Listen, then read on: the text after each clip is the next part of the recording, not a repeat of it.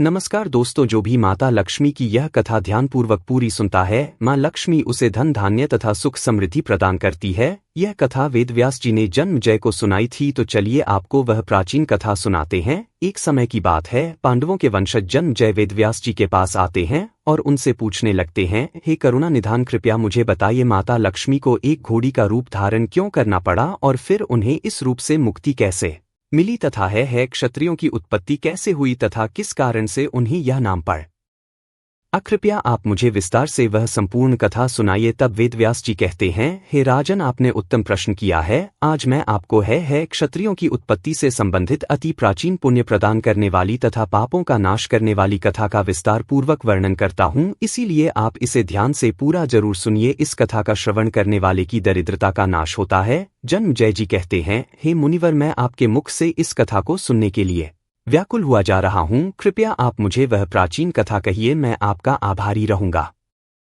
फिर वेदव्यास जी कहते हैं, हे राजन, पूर्वकाल की बात है। एक दिन अत्यंत सुंदर, रूपवान तथा अपरिमित तेज वाले सूर्यदेव के पुत्र, जो रेवंत नाम से तीनों लोकों में विख्यात है, वे अपने अत्यंत सुंदर उच्च श्रवास्ती हैं। उच्च श्रवास्ती इसीलिए वह घोड़ा माता लक्ष्मी का ही भाई था। जब सूर्यदेव के पुत्र रेवंत अपने उच्च श्रवास्ती अभिलाषा से वैकुंठ लोक में पहुंचे, तब देवी लक्ष्मी की दृष्टि उस घोड़े पर सवार रेवंत पर पड़ी। देवी लक्ष्मी अपने भाई उच्च श्रवा घोड़े को देखकर अत्यंत प्रसन्न हुई और उसके सुंदर रूप को निहारने लगी।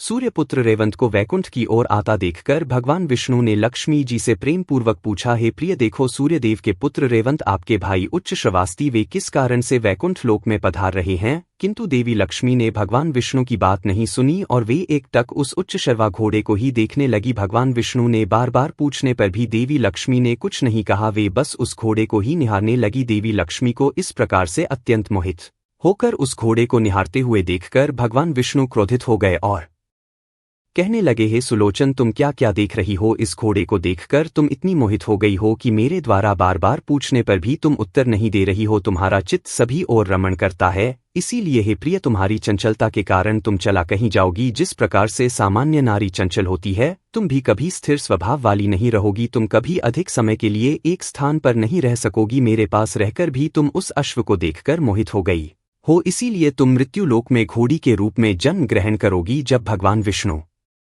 ने इस प्रकार से देवी लक्ष्मी को श्राप दे दिया, तो देवी लक्ष्मी अत्यंत भयभीत तथा दुखी होकर रोने लगी और विनय से प्रणाम करते हुए भगवान विष्णु से कहने लगी, हे जगदीश्वर, हे करुणा निधान, हे केशव, हे गोविंद, एक छोटे से अपराध के लिए आपने मुझे ऐसा भयंकर श्राप क्यों दे दिया? हे प्रभु, आप तो त्रिगुणात्मक है, आपके अंदर क्रोध का भाव ही नहीं है, फिर आपने क्रोध में आकर मुझे श्राप क्यों दिया? मैं तो आपकी प्रिया हूँ, आपने सदैव ही मुझ पर प्रेम किया है, फिर आज मैं आपके श्राप के योग्य कैसे बन गई है? स्वामी, मैं आपके विरह में नहीं रह पाऊंगी। भगवान विष्णु कहने लगे, हे देवी, तुम किसी भी श्राप के योग्य नहीं हो। मैं कभी किसी को श्राप नहीं देता हूँ, किंतु तुम्हें श्राप देने के पीछे संसार का कल्याण छिपा हुआ है, इसीलिए तुम चिंता छोड़कर पृथ्वी लोक पर जाओ, तुम जल्दी ही श्राप से मुक्त हो जाओगी। देवी लक्ष्मी कहने लगी, हे स्वामी, मैं जानती हूँ कि आपके हर कार्य के पीछे संसार का कल्याण ही छिपा होता है। मुझे श्राप देने के पीछे भी अवश्य ही कोई महान कार्य होगा, इसीलिए मैं प्रेम से आपके श्राप को ग्रहण करूंगी। किंतु हे प्रभु, मैं आपके विरह में अधिक समय तक नहीं रह पाऊंगी, इसीलिए कृपया मुझे बताइए, मुझे इस श्राप से मुक्ति कैसे मिलेगी और कब मैं लौटकर आपके पास आऊंगी? भगवान विष्णु बड़े प्रेम से कहने लगे, हे प्रिय, जब पृथ्वी लोक पर तुम्हें मेरे समान एक पुत्र की प्राप्ति हो जाएगी, तब पुनः तुम मुझे प्राप्त करके वैकुंठ लोक में लौटकर आ जाओगी। फिर जन्मजय व्यास जी से कहने लगे, हे मुनिवर, भगवान विष्णु के द्वारा श्राप देने के पश्चात देवी लक्ष्मी ने किस प्रकार से घोड़ी के रूप में जन्म लिया और भगवान विष्णु के वियोग में देवी लक्ष्मी ने घोड़ी का रूप धारण करके किस देश में समय व्यतीत किया और कितने समय तक वे उस वन में निवास करने लगी? उस वन में रहते हुए देवी लक्ष्मी ने कौन सा व्रत किया तथा भगवान विष्णु से अलग रहते हुए उन्हें पुत्र की प्राप्ति कैसे हुई और फिर कब भगवान विष्णु और देवी लक्ष्मी का मिलन हुआ? हे गुरुवर, कृपया मुझे यह सारा वृतांत विस्तार पूर्वक सुनाइए। फिर व्यास जी कहने लगे, हे राजन, अब मैं आपको सुनाता हूँ कि देवी लक्ष्मी ने अश्व का रूप धारण करके क्या किया और किस प्रकार से उन्हें पुत्र की प्राप्ति हुई। कृपया आप इस सुंदर मनोहर वृतांत को ध्यान से सुनिए। हे राजन, भगवान विष्णु को देवी लक्ष्मी को श्राप देता हुआ देखकर सूर्यपुत्र रेवंत भयभीत होकर उन्हें दूर से ही प्रणाम करके लौट गए और उन्होंने अपने पिता सूर्यदेव को यह सारा वृतांत सुना दिया। इधर कमल के समान नेत्रों वाली देवी लक्ष्मी दुखी होकर भगवान विष्णु से आज्ञा लेकर मृत्युलोक में आ गई। पूर्व काल में सूर्यदेव की पत्नी ने उत्तर दिशा में यमुना और तमसा नदी के संगम पर जो वन स्थित था उस स्थान पर कठोर तपस्या की थी। देवी लक्ष्मी भी घोड़ी का रूप धारण करके उसी स्थान पर पहुंच गई। उस स्थान पर रहकर देवी लक्ष्मी जी समस्त कामनाओं को पूर्ण करने वाले त्रिशूलधारी कर्पूर के समान गौरवर्ण वाले नीलकंठ से सुशोभित 3 नेत्रों वाले भगवान शिव की एकाग्र चित्त होकर आराधना करने लगी। देवी लक्ष्मी ने अत्यंत सुंदर घोड़ी का रूप धारण किया हुआ था और वे उसी रूप में नदी के तट पर भगवान शिव का ध्यान करने लगी। भगवान शंकर का ध्यान करते करते देवी लक्ष्मी जी के मन में वैराग्य का प्रादुर्भाव हो गया और इस प्रकार से तपस्या करते हुए उन्हें 1000 दिव्य वर्ष बीत गए। तदनंतर त्रिनेत्रधारी भगवान शंकर ने पार्वती के साथ आकर उन्हें साक्षात दर्शन दिया। भगवान शंकर ने देवी लक्ष्मी जी से कहा, हे कल्याणी, हे जगत जननी, आप इस दुर्गम वन में अश्व का रूप धारण करके तपस्या क्यों कर रही हैं? कृपया मुझे इसका कारण बताइए। आपके पति भगवान विष्णु तो स्वयं पर ब्रह्म है, वे समस्त मनोरथ को पूर्ण करने वाले हैं और सभी लोगों का उद्धार करने वाले हैं। हे देवी, मोक्ष प्रदान करने वाले वासुदेव जगन्नाथ को कर इस समय आप मेरी आराधना किस लिए कर रही है? स्त्रियों के लिए तो पति ही उनका देवता होता है, उन्हें किसी दूसरे की कभी आराधना नहीं करनी चाहिए। पति की सेवा ही स्त्रियों का सनातन धर्म है। पति चाहे जैसा भी हो, स्वयं का कल्याण करने की इच्छा रखने वाली स्त्री को निरंतर अपने पति की ही सेवा करनी चाहिए। भगवान विष्णु तो सदैव ही प्राणियों की आराधना के योग यह आता है। देवी, आप भगवान वि को छोड़कर मेरा ध्यान क्यों कर रही हो? तब देवी लक्ष्मी बोलने लगी, है आशुतोष, हे महादेव, मेरे पति ने मुझे घोड़ी होने का श्राप दिया है, कृपया आप इस श्राप से मेरा उद्धार कीजिए। हे भोलेनाथ, उस समय मैंने मेरे स्वामी से इस श्राप से मुक्ति का उपाय पूछा था, तब उन्होंने मुझे यह उपाय बताया है कि जब पृथ्वी लोक पर मुझसे पुत्र उत्पन्न होगा तभी मैं श्राप से मुक्त होकर वैकुंठ लोक वापस जा पाऊंगी। मेरे स्वामी के द्वारा ऐसा कहने के कारण ही मैं तपस्या करने के लिए इस तपोवन में आ गई हूं और संपूर्ण न मनोकामना की पूर्ति करने वाले आप परमेश्वर की आराधना करने लगी। हे महादेव, मुन निरपराध पत्नी को छोड़कर मेरे स्वामी विष्णु तो वैकुंठ लोक में विराजमान है, अतः पति के सानिध्य के बिना मैं पुत्र कैसे उत्पन्न कर सकती हूँ? हे शिवशंकर, यदि आप मुझ पर प्रसन्न है तो मुझे पुत्र प्राप्ति का वर प्रदान कीजिए। आप में और श्री हरि में कोई भेद नहीं है। महादेव, मैं जब मेरे स्वामी के पास थी तभी से मुझे यह बात पता है कि जो आप है वही श्री हरि है और जो वे है वही महादेव है। आप दोनों एक ही है, इसमें संशय नहीं है। आप और श्री विष्णु एक ही है, यह जानकर ही मैंने आपका स्मरण किया है, अन्यथा हे शिवपति को छोड़कर आपका आश्रय लेने से मुझे दोष लग जाता। तब भगवान शिव बोलने लगे, हे देवी, मैं और विष्णु एक ही है, यह बात आपको कैसे पता चली? मुझे सच सच बताओ। देवता और ऋषि मुनि भी इस बात को नहीं जानते हैं, वे भी तरह तरह के कुतर्क करते रहते हैं, उन्हें भी हमारे एक होने की बात नहीं पता है। मेरे बहुत से भक्त भगवान विष्णु की निंदा करते हैं और श्री विष्णु के अनेक से भक्त सदैव मेरी निंदा करने में लगे रहते हैं। हे भद्रे, चारों युगों में भी बहुत ही कम लोग जानते कि मैं ही विष्णु हूँ और विष्णु ही शिव है। दूषित वाले लोग हमारे एकत्व को नहीं जानते हैं। मेरे और विष्णु के एक होने की बात को जानना अत्यंत दुर्लभ है, किंतु आपको यह ज्ञान कैसे प्राप्त हुआ? भगवान शिव के इस प्रकार से पूछने पर देवी लक्ष्मी जी ने भगवान शिव को एक प्रसंग सुनाना आरंभ किया। लक्ष्मी जी बोली, हे महादेव, एक बार भगवान विष्णु एकांत में पद्मासन पर बैठकर ध्यान करने लगे थे। जब मैंने भगवान विष्णु को ध्यान करते हुए देखा तो मुझे विस्मय हुआ और मैंने बड़ी ही विनम्रता से उन्हें पूछा, हे स्वामी, समुद्र मंथन के समय जब मेरा जन्म हुआ तो सभी देवताओं में आपको ही सर्वश्रेष्ठ देखकर मैंने आपको ही पति के रूप में स्वीकार किया था। अतः हे सर्वेश्वर, आप ही पर ब्रह्म है, तो आप किसका ध्यान कर रहे हैं? क्या आपसे भी कोई श्रेष्ठ देवता इस जगत में है? मेरे मन में द्विधा उत्पन्न हो रही है, कृपया आप मुझे अपने मन की बात बताएं। तब भगवान विष्णु कहने लगे, हे प्रिय, मैं सदैव ही आशुतोष भगवान पार्वती पति शंकर का ध्यान कर रहा हूँ और देवादित्य मेरे जो भक्त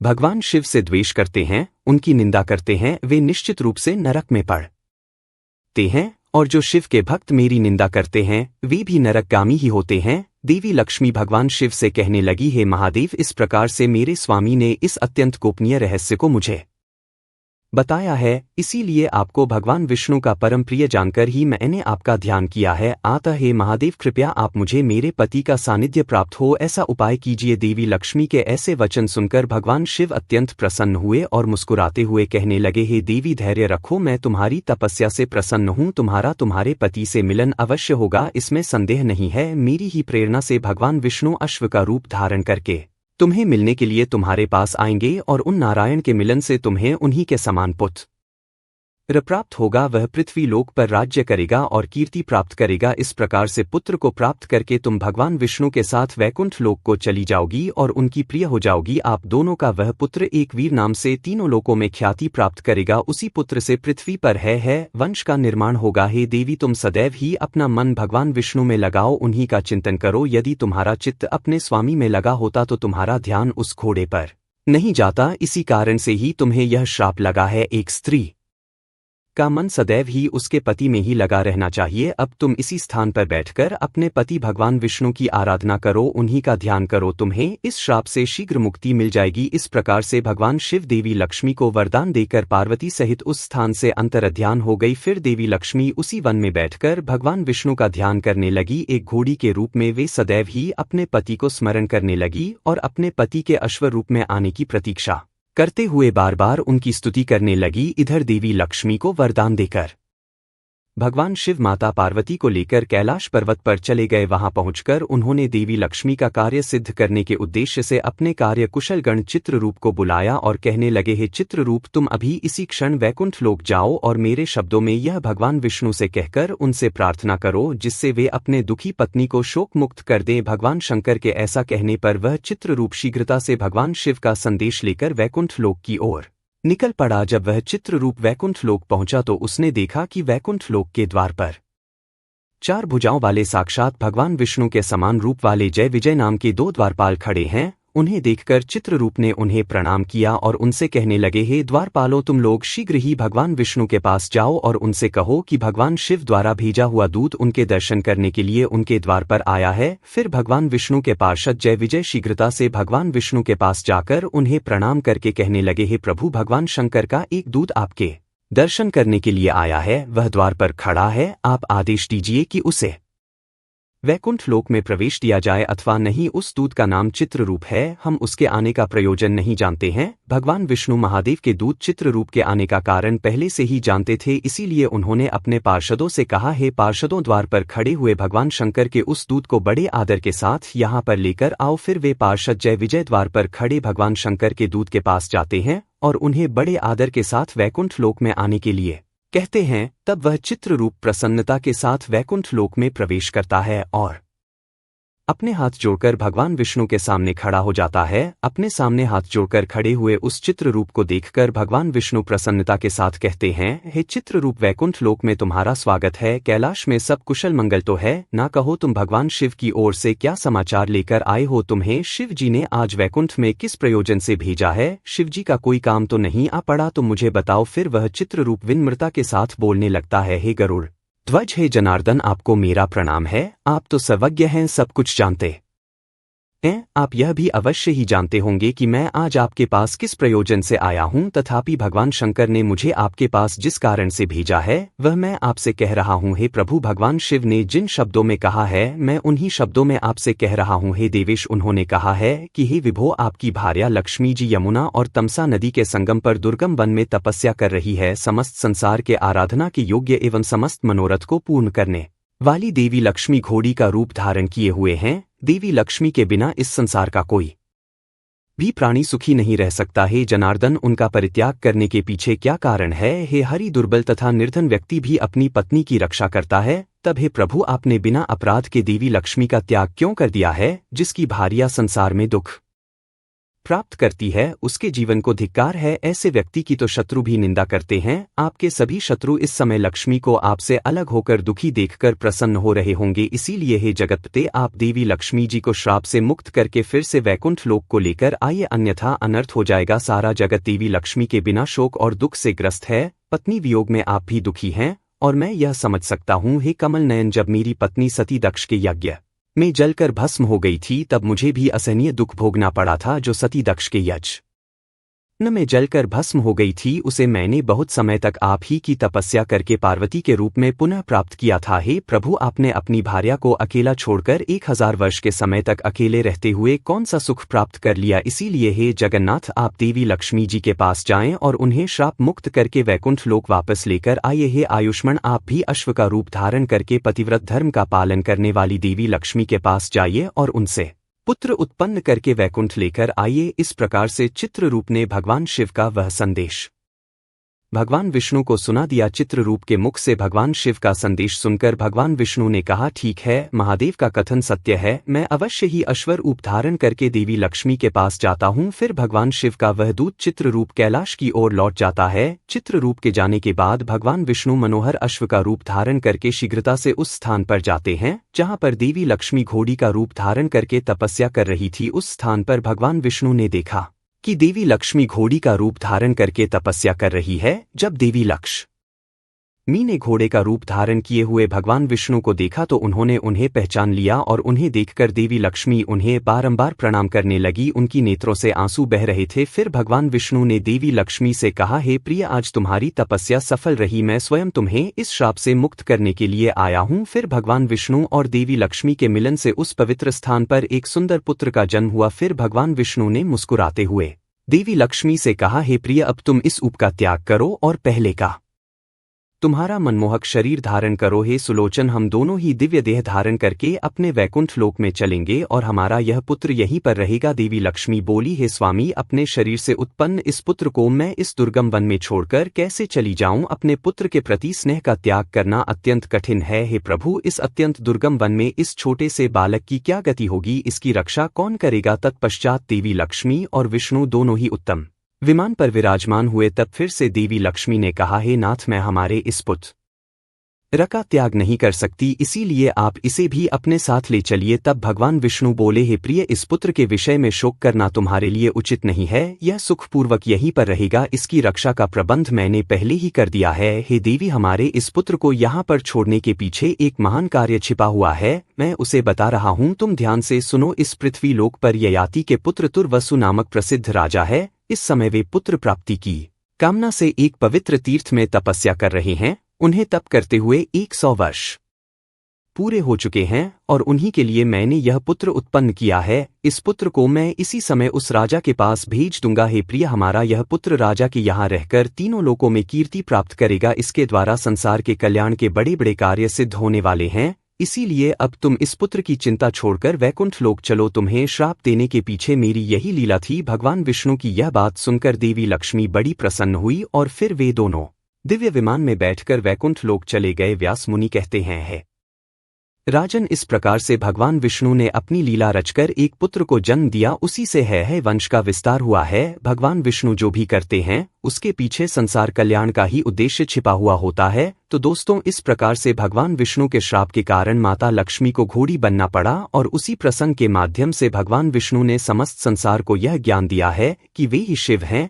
और शिव ही विष्णु है। दोनों में कभी भेदभाव नहीं करना चाहिए। आपको यह कथा कैसी लगी कमेंट करके अवश्य बताएं। जानकारी अच्छी लगी तो वीडियो को लाइक जरूर करें और कमेंट में जय श्री हरि और हर हर महादेव अवश्य लिखें। साथ ही चैनल को सब्सक्राइब करें। आप सभी का धन्यवाद।